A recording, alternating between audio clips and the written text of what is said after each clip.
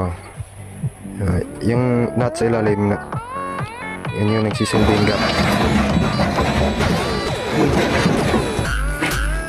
Ito lang yung gagamitin ko, no, yung bolt na to sa my guard knife.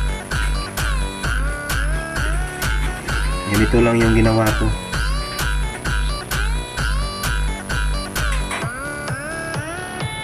Yung nut lang yung ginawa ko, so hindi pa yan kakasya. So kunin muna natin yung mga kanto-kanto ng nut.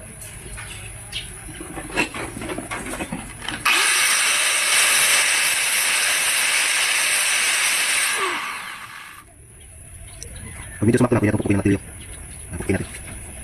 Pag medyo So ito sumakto na siya, no.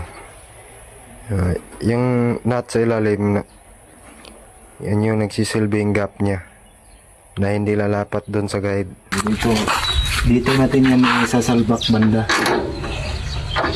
dito, para pag makapal yung palay hindi